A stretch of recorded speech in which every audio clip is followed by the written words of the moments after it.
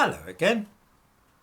I am obliged to people who watch this channel for drawing my attention to a couple of the latest frauds in which the BBC is engaged.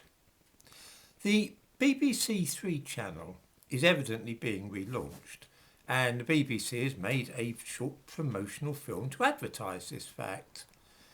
I'll give a link to this in the description to this video. The channel is aimed at young people. In Britain, 85% of the population are white and 15% belong to visible minorities. In other words, roughly one person in six is black or of South Asian origin. In the promotional film, though, these percentages are reversed, and 85% of the people featured belong to a visible minority and only 1 in 6 are white. This is strange because it makes the clip of film look as though it's been produced in a foreign country. Still, you may say this is just what the BBC do these days, isn't it? Which is true. True, but they are growing even more cunning lately.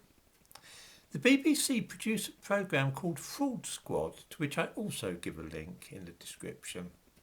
This is devoted to exploring fraud against the public purse, benefit fraud, fraud against the NHS, the defrauding of local authorities, schools and so on. Many of these frauds are committed by people belonging to ethnic minorities, but the BBC wish to conceal this from viewers. They have hit upon an ingenious way of suggesting to viewers in this present series that the majority of these frauds are committed by white people. In episode 1 of the latest series, a fraud by the head teacher of a school is covered, and a woman's name revealed and a photograph of her shown. She is, of course, white. In the same episode, the case is covered of a black man called Jamie Casabante. The BBC thought it would be better if they could persuade viewers though that he was white.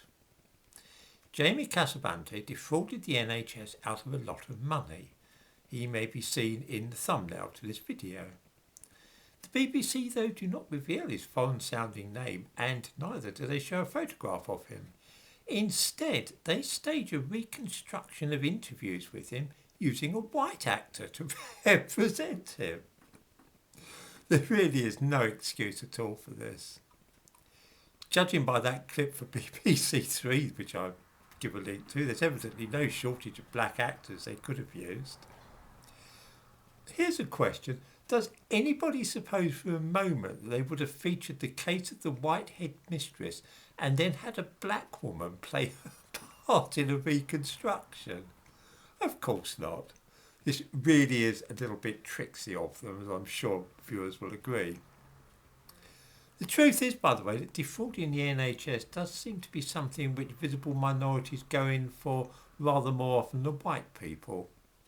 Also in the description to this video I give a link to recent cases of such fraud, which include the case of Jamie Casabante.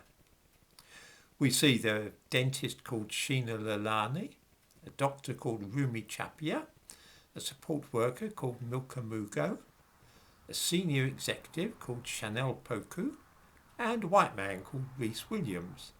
It appears from this and other evidence that visible minorities are behind 5 out of 6 cases of NHS fraud, which perhaps accounts for the fact that the BBC wish to pretend that it is white people doing it.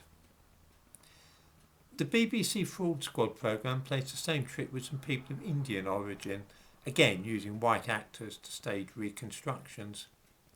I doubt anybody will find this surprising, but I do like to point out what is going on.